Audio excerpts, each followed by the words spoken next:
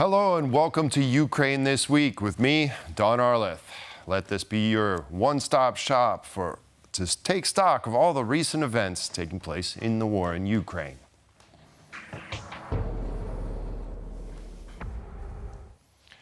The White House issued a firm statement on Friday denying Financial Times' report that the U.S. had encouraged Ukraine to stop attacks on Russian refineries over fears of skyrocketing oil prices. This comes after Kyiv successfully knocked out 12 Russian oil refineries in the past weeks. I'm not going to speak to the specifics in that press reporting. The only thing I would tell you is what I've said before. We do not encourage or enable the Ukrainian military to conduct strikes inside Russia. So are you concerned about this at all, that these attacks are happening against our energy infrastructure? We do not encourage or enable Ukraine to strike inside Russia. Russia's missile attack on Friday resulted in the death of 5 Ukrainian civilians and over 20 injured. Moscow struck 10 regions throughout Ukraine using a wide array of airborne weapons, including hypersonic missiles, overwhelming air defense systems. This is the tragic aftermath of a Russian attack on the residential area in Ukraine's southern city of Zaporizhzhia. The missile hit several private houses, killing 3 people, including a 9-year-old girl.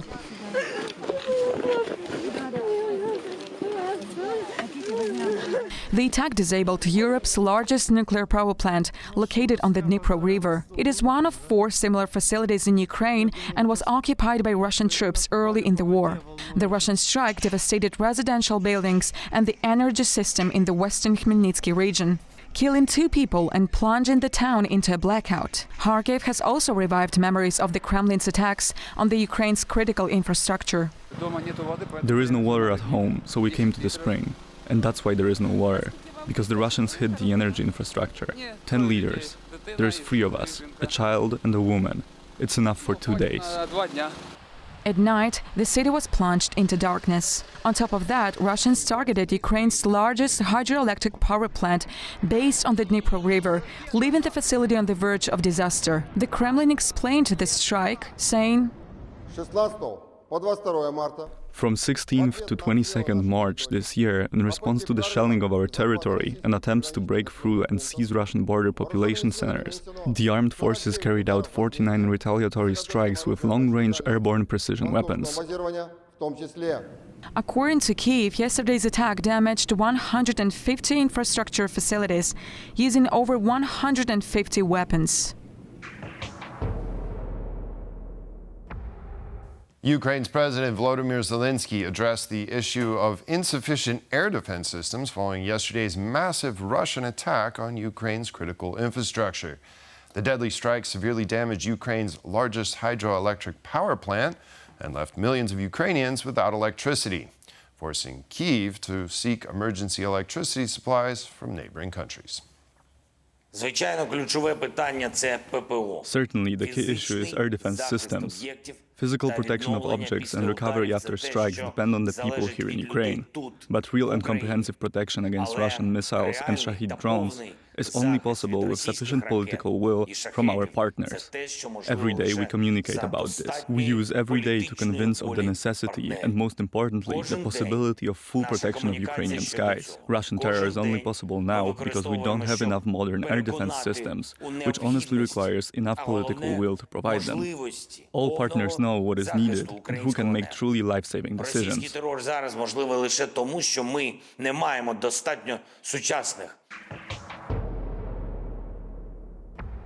Now it's time to look at the war in Ukraine through the lens of a journalist. Joining me is French war correspondent Guillaume Ptak, who just returned from the front lines in Donbas and Zaporizhzhia. Hello, and thank you very much for joining us today. Pleasure to be here. Thank you for having me on. Right now, we were speaking earlier, you were telling me about traveling all along the front lines in the Donbass. What can you tell us about what you just saw there on the front lines in Ukraine? Absolutely. So just for context, I spent about a month. I just recently got back to Kyiv. I was mostly in the Donetsk Oblast. I was based out of Kramatorsk, but I traveled across various sections of the front line, and also went to Orikhiv, which is in the Zaporizhzhia Oblast, so further down south. And in the span of that month, I worked with a variety of units and brigades of the Ukraine army. And I think the main takeaway from this trip, which is obviously will come as no surprise to anyone that has been following the situation in Ukraine, but is the ammunition shortage, the ammunition starvation that Ukraine artillerymen mostly are faced with these days. I worked with the crew of a Paladin, which is a self-propelled artillery piece, American-made, that uses 155 millimeter shells in Orikhiv, and they were telling me that these days they use about 20 a day, and that's on a good day, whereas their personal record, according to the crew, was about 150 or 170 in a day. So the Ukrainians have to contend with a growing lack of ammunition. There's also a lack of ammunition for their air defense systems. We saw that recently with the recent waves of attacks unleashed by the Russians on various cities in Ukraine. The rate of interception of those missiles and drones has gone down because Ukraine is lacking the ammunition to shoot them down effectively. And there's also the growing threat of Russian drones, be them FPV, so first-person drones, kamikaze drones, and reconnaissance drones that are basically flying all over the front line, more or less unimpeded at the moment because, well, as I said, Ukrainians are lacking the means to defend the skies effectively, and the lack of a Western aid is being felt very, very direly at the moment on the front line. Right, and with those drones, the situation has taken somewhat of a dramatic turn. It seems like the Russians are adapting and catching up with the Ukrainians, who were pretty much pioneers in this field and held the advantage concerning drones, especially those FPVs and whatnot previously. But I've heard now that the leading cause of death along the front lines is getting to and from the front lines and not getting hit by an FPV drone. So what can you tell us about that?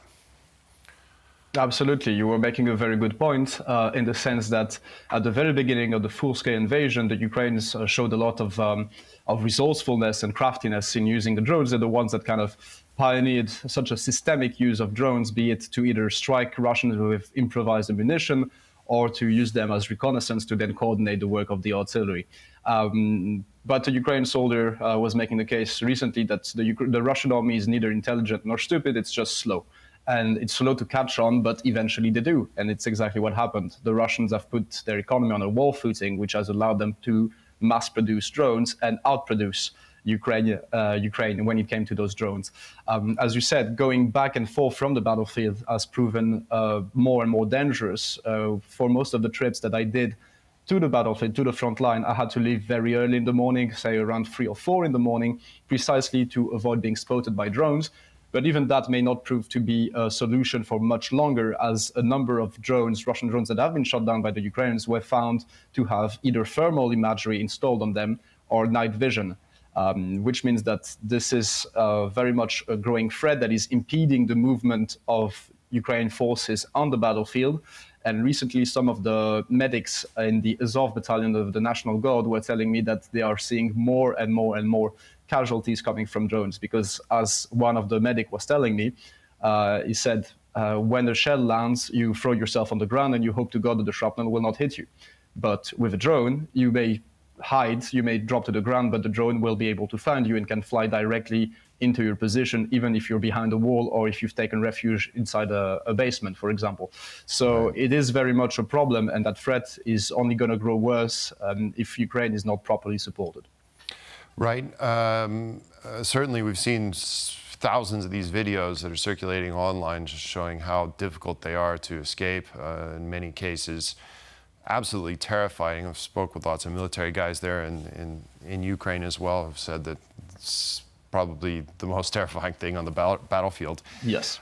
Now, concerning the ammunition shortage, when we're talking about artillery, I am sure you spend a significant amount of time near Chasiv Yar and your Bakhmut. What is the current situation there? It seems like when I look on the maps, it seems like the Russians are getting closer to Chasiv Yar.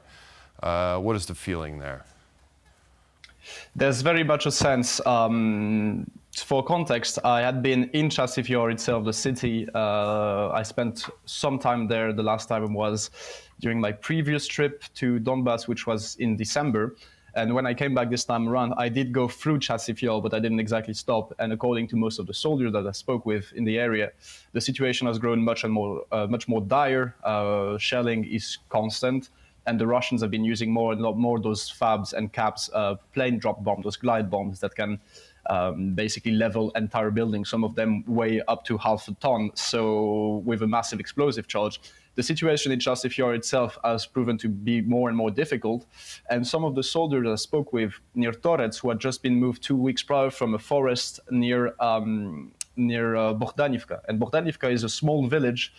I wouldn't say halfway because it's closer to Chasiv Yar, but for illustration purposes, let's say halfway between Chasiv Yar and Bakhmut. Yeah. And they were telling me that it was hell on earth and that the Russian drones were working unimpeded, artillery was constant. So even though when I was in the trench with them, there was shelling, there were some outgoing and incoming artillery, but they were telling me this is basically paradise. We feel like we're on holiday now after having spent 2 weeks in Bohdanivka. So Bohdanivka is kind of this little nuke, this little salient that the Russians have to go through to get to Chasiv Yar. But based on the words of those defenders, the situation has grown very, very difficult in the area. Right, I was wondering about that. I was there last time that I was in Ukraine. Absolutely interesting. So we also hear about this Czech-led ammunition coalition, if you will. It's like an emergency relief stockpile for Ukrainians to be able to have at their disposal. Apparently, the first shells are being delivered as we speak. More will be available at the beginning of April. So from your perspective, if Ukraine gets a significant number of artillery that they can start shooting back, not with just 20 shells a day, but say with greater numbers, is that going to make any kind of difference at all as far as the movement of the front lines, or is that just going to allow maybe Ukraine to hold the front lines? What do you think? I think that's a very good question. I would say that in any case, the recent coalition of the willing, if you will, what they will provide to Ukraine will only ever be a stopgap measure because it's a finite amount of shells. And even though it's a respectable amount, it's still a finite amount. And what matters is the ability of both Ukraine and its Western partners to launch, production lines to keep up with the Russians and potentially in the end overtake the Russians when it comes to mass producing ammunition. As for the impact on the battlefield, when the shells do arrive, I think what they will be used for is basically blunt the Russian advance, and I would say Russian advances because it's on different axes. Though to be fair, many were kind of fearing a massive kind of penetration of the Russian forces, like of the Ukrainian lines by Russian forces following the fall of Avdiivka. This did not happen for a variety of reasons, first being the geography and the topography that allowed the Ukrainians to pull back in more or less good order and pull back towards already prepared defensive positions. The Russians seem to have expanded a lot of men, ammunition, and vehicles to seize Avdiivka. So I think that their offensive potential has already been somewhat blunted by the very bloody fight for Avdiivka. But this supply of ammunition would certainly help the Ukrainians to stabilize and maintain the front line, be it in the area near Kupiansk, near Vuhledar, near Robotyne. So we shouldn't count on this to change the balance decisively, but it will certainly enable the Ukrainians to blunt the still advancing Russian forces. Right. In the meantime, us here in Europe and, of course, in the United States, we really need to come up with something quick because, if we wait too long, I imagine the situation is going to get much, much worse. Guillaume, one more question before I let you go here. We see these terrorist attacks take place yesterday in Russia. Of course, a lot of people concerned that Russia will place the blame on Ukraine. I spoke with Ilya Ponomarev earlier today. We've seen the incursion by the RDF, the Freedom of Russia Legion, and this new Siberia battalion. But what are people saying in Kyiv there right now concerning these attacks? So you were making a very good point, the idea that Russia might use those attacks to blame Ukraine, and it's already happened. I saw that there was some headlines, was it TASS or RIA Novosti, basically one of the relays of the Kremlin, that was saying that according to FSB, the assailants from yesterday's terrorist attack had contacts in Ukraine that they intended to meet up with and cross the border into Ukraine following the terrorist attack. So there was already a sense, when the news broke out yesterday, I was in a bar meeting with some friends, and I spoke with some of the patrons, with the bartender as well, who had been following the news closely on their phones, and there was already the feeling, there was a lot of confusion initially, and then it was a lot of wariness, because they were saying, be it a false flag or not, even if the FSB themselves have not organized the attacks, which we know that they have in the past, like the apartment bombings in 1999 that they blamed on the Chechens to rekindle the Chechen war. But there was a sense that even if the attack is genuine, it will be used against Ukraine. It might be used to mobilize Russian society and potentially unleash either a new wave of conscription and mobilization or a new wave of massive attacks on Ukrainian cities, on Ukrainian civil infrastructure. So there was very much a sense that it doesn't matter in the end who did it, because we know that they're going to blame it on Ukraine. And as was expected, this morning the news broke that the FSB is indeed blaming, to a certain extent, Ukraine. So no surprise there. Right. Well, time will tell what this all brings and what this all means. Guillaume Ptak from Kyiv, thank you very much for shedding light on these important issues. Stay safe, and thanks for joining us.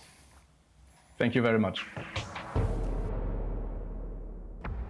Last Sunday, Russia held so-called presidential elections, which, to no surprise, gave Vladimir Putin another term in office. During these elections, the Freedom of Russia Legion, the RDK and Siberian Battalion, launched raids on the regions of Kursk and Belgorod. Here's more on that. Ukraine-based paramilitary units of the Freedom of Russia Legion, the Russian Volunteer Corps, and the Siberian Battalion launched yet another operation after crossing Russia's border with Ukraine on 12th of March. That same day, social media was flooded with the footage of the group's militants fighting in Russia's Belgorod and Kursk regions. However, Moscow countered these claims, saying it had successfully repelled multiple Ukrainian attempts to breach the border. The latest raid deprived the Russian troops of a significant amount of equipment and over 1,000 soldiers, Freedom of Russia said on its Telegram channel. This was not the first time the pro-Kiev militias blew the relative pace of life in the Russian regions bordering war-torn Ukraine. Formed after Russia's full-scale invasion, the Legion's first combat actions in Russia took place last May.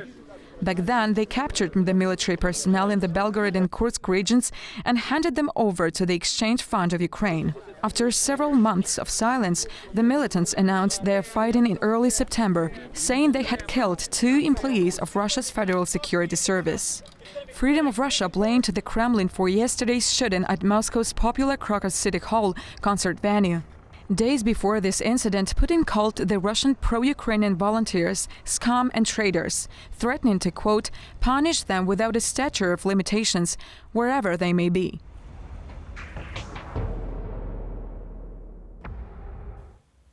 Warsaw and Kiev have enjoyed stellar diplomatic relations even before the full-scale Russian invasion of Ukraine. Warsaw sent billions of euros in weapons and is an ardent supporter of Ukraine to join the EU and NATO.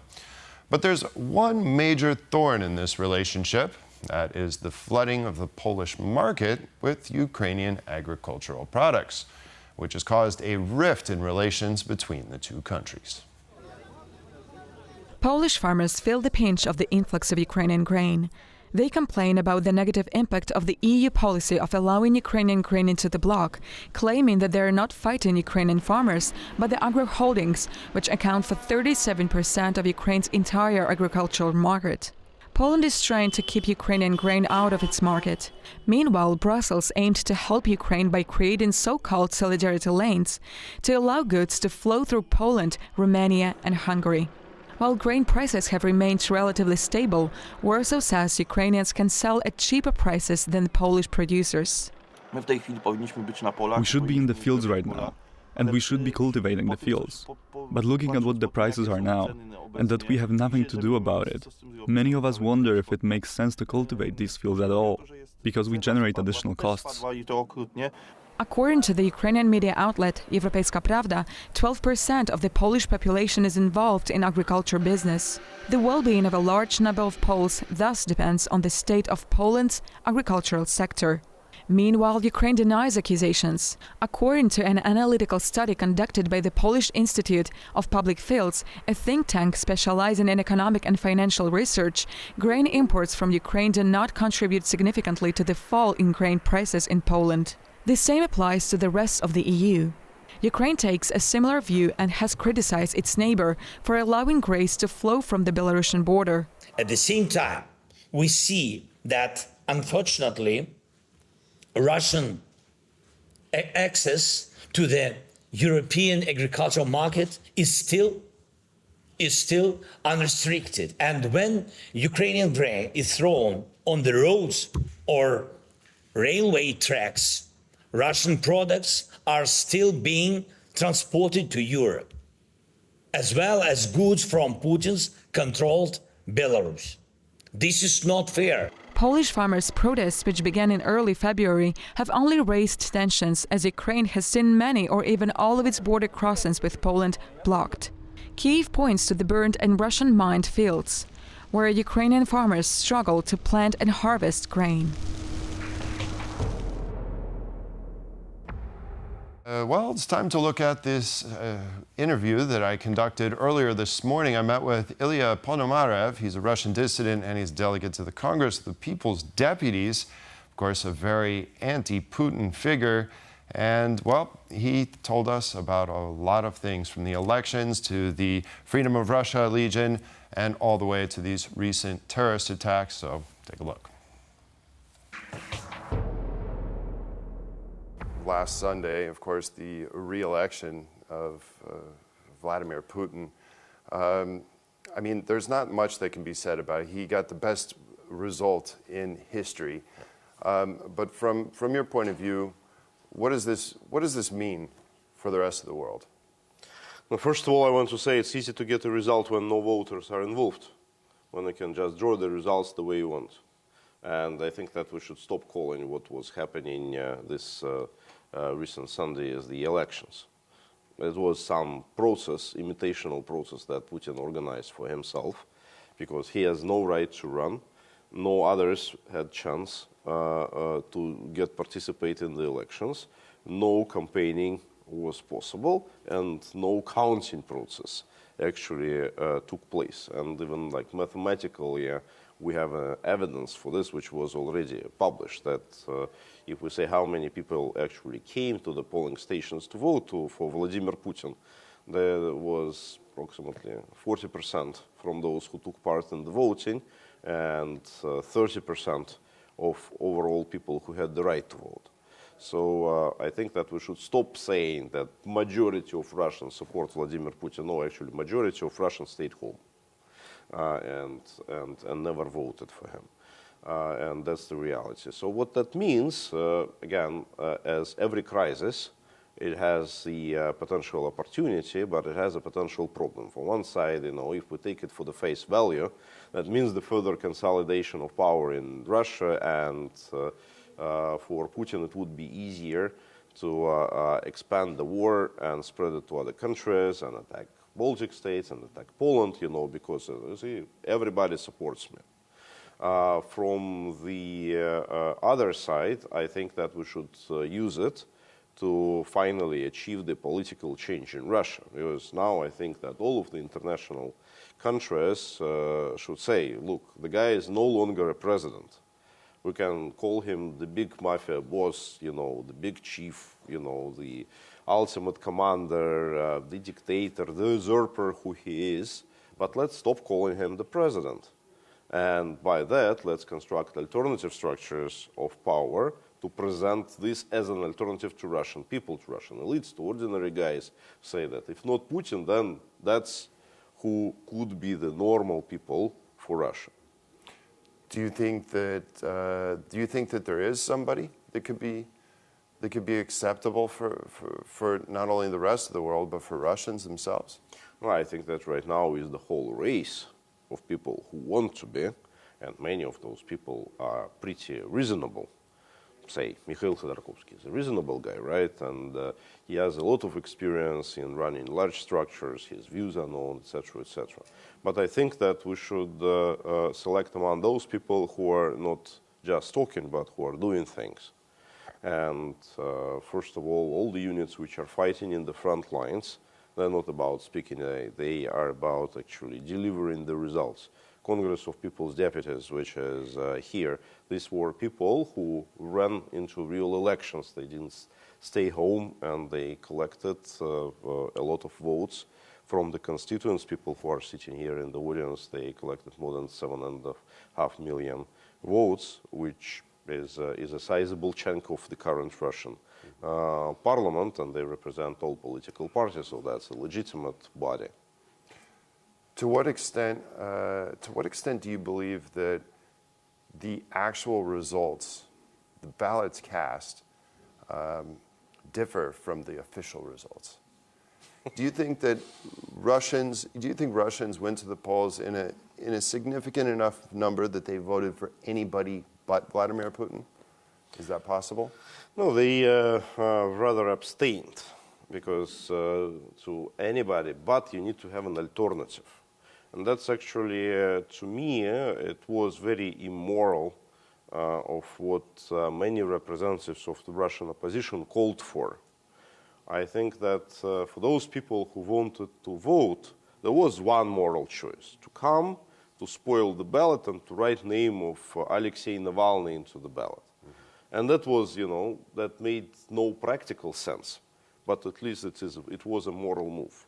And this number of spoiled ballots, they at least were reflected in the official tally. But what we saw as the result, many of the opposition leaders, unfortunately the same, Khodorkovsky and others, they were saying, oh, that's Davankov, like the Kremlin spoiler, which voted for all the oppressive laws, who voted for the war, etc. But it was slightly more liberal than others, and who said that, okay, we should stop the war, but at Russian conditions, obviously, by squashing Ukrainians, but at least stop the war. And these anti-war people say, okay, so the guy is talking about stopping the war, let's vote for him. And at the end of the day, he collected also like 4% of the votes. But this 4% appear to be 10 times larger than the number of votes for Alexei Navalny. That's a shame. That's a shame, and shame on people who were actually calling for this. But altogether, it's irrelevant. Majority of people stayed home. Majority of people didn't want to participate in the making of these elections legitimate, and we shouldn't assume them as such. Yeah, 1/3 of the population actually took part in the elections, but 2/3 were reasonable enough not to get their hands dirty. Which is a significant amount. Now bringing some attention to the Freedom of Russia Legion, the RDK, and this new Siberia battalion. Well, they went into Russian territory to spoil the election. They said they went to vote.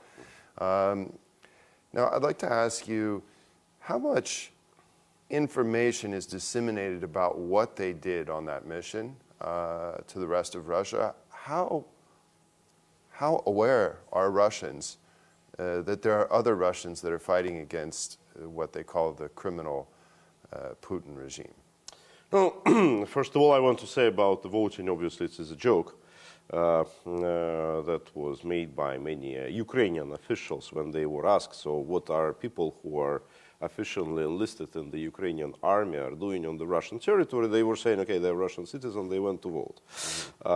But obviously that was not the rationale. Actually, the rationale was the other way around. It was to show to Russians there is an alternative, that we can do the other way rather than participating in these sham elections, so-called elections that were proposed by Kremlin.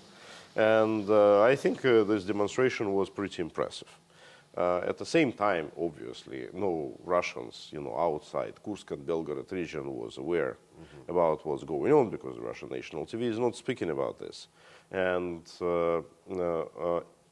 interesting that it was actually Vladimir Putin who kind of broke the information dam.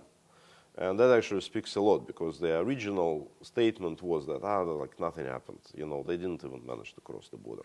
And then the next day the statement was, some people did cross the border, but we killed them all. Third day, Vladimir Putin was saying, you know what, their plan was just to ruin the elections. Fourth day, Vladimir Putin was saying, they wanted to capture some land to exchange for the land we captured in Zaporizhzhia and Kherson.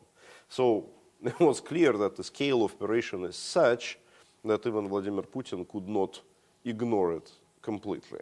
To my knowledge, that's a large over-exaggeration, that we'll be able to exchange the land for Zaporizhzhia and Kherson, and also it doesn't make much of the sense for Russians who are liberating our own land to exchange it for the land of another country. But that Putin is thinking in that direction, that actually speaks a lot in how he assumes the seriousness of those events himself.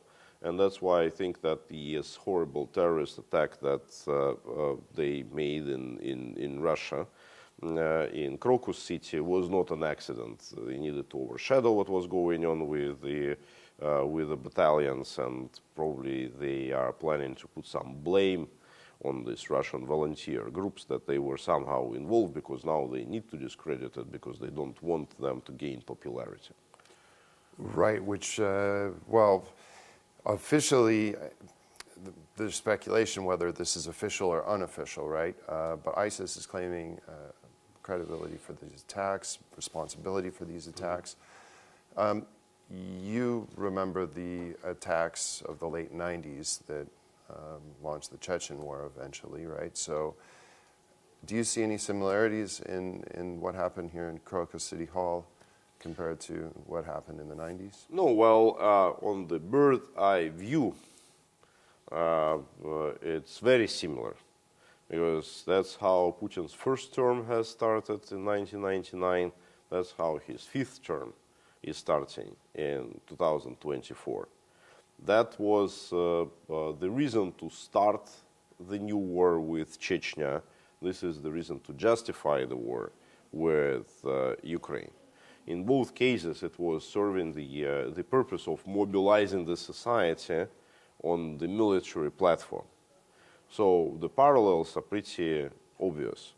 And in that case, it is proven that these buildings, these terrorist attacks in 1999, that it was done by FSB, and they were caught red-handed even in one city where they didn't manage to do the attack, because there were citizens who actually caught them, by when they were planting the explosives in the basement of their building. It was even a scandal because it was a series of attacks, and one of the attacks, the Speaker of the Parliament at that time announced that this attack happened the day before it actually happened. So it's funny, but it's very sad and tragic thing. So with this terrorist attack, right now, yes, there is a claim by ISIS, but I don't see much of a reason why would ISIS do this. Secondly, I do not understand if it was this Islamic terrorist group, why they acted that way. They never covered their faces. People who are not covering faces, usually it's suicide bombers who are not planning to leave, but they left. Nobody stopped them. I do not understand why there was no security in those buildings, and I have been gazillion times myself to that concert hall, and I know the security there. It's tight, always tight. And one of the reasons why it's tight is because this building is connected directly with the building of Moscow regional government. It's next door. And again, for people who are terrorists in the middle of the day, still the time when people are at work, they are coming to that place, they just put the thing on fire, and they don't even go to the government building. It's very logical to go to the government building, and it's unguarded because it's connected with the passage. It was more guard always in the concert hall rather than in the regional government building, and they didn't go there. So no, please don't pull my leg. It's absolutely strange, weird, impossible. It has to be a stage somehow. Do you think that that Vladimir Putin's regime is responsible for these attacks? I think that ultimately he should be. You know, it's I cannot make the statement because I have no end data which I can be certain of. But I witnessed many times in the past in Russia when people who were actually conducting terrorist attack, they were known to have links to the security establishment. So they could have done it with somebody else's hands, technically. But I think that they should have been aware. And also we know that the international governments were issuing warnings. Right. And there is already information that they passed exact data to the Russian government, what they knew about the planned attacks. The thing that the Russian government did not react, did not take any precautions, did not reinforce the security of these mass events, concerts, and was directly stated that it would be something on the concert. Right. Right. No, that says a lot. Is it a coincidence that just before these attacks, the Kremlin spokesperson said that indeed Russia is at war with Ukraine, and they're at war now? It's turned into war because NATO is directly supporting Ukraine. Well, again, there are a lot of coincidences. The thing happened right after the elections and not before the elections. Before the elections, it could have affected the elections, and that's what terrorists always like, to destabilize the situation before some great political event, but they were nice enough to wait until the whole thing would be over. Then, yes, Peskov was making the statement. Then in the morning of the same day, they announced that they discovered some undercover network of Russian volunteer groups in Moscow and arrested, I believe, 7 people they were saying. So all these very nice and convenient things for the government were happening, and they looked very much like preconditioning of the public environment before the attack. And finally, how do you think that Vladimir Putin's going to react to this event? What are going to be the results? We will see. He always takes some time before he says something. That's his usual way of behavior. Sometimes it takes weeks for him to react, as we saw in the past. That was interesting that it was a leak that he was about to speak the very next day after the terrorist attack, but then it was withdrawn from the official news agency site, pulled off. So probably they were still hesitant at Kremlin, whether they're ready to make a statement or not ready to make a statement. But the main thing, obviously, is whom they would blame for this. And obviously, they would blame those whom they would see need to be blamed to mobilize the society. I think it would be used to justify the massive mobilization campaign, obviously against Ukraine. So I think one way or another, they would point fingers in that direction, in the direction of the west of Ukraine. And I am very much afraid in the direction of Russian volunteer groups, which always said that they are against any violence on the civilians, that they condemn any kind of terrorist activity. But when one controls the media, who actually would know the truth? Right. And there have been signs that mobilization, that Vladimir Putin will probably look to mobilize 500,000 soldiers. Well, some people say 500,000. Yeah, the data that we have is that they made the decision for 300,000, still a lot. And still it means sending a new bunch of Russians to a massacre, to a slaughter in Ukraine. And they would kill many Ukrainians and they would perish themselves. It's all horrible, and we need to put this to the stop. And guys, let's do this together. Again, this is the right moment. Let's stop calling Vladimir Putin the president. Let's construct the new power structures. Let's put this to an end. Okay. Well, Ilya Ponomarev, thank you very much for joining us today. And thanks for speaking with me.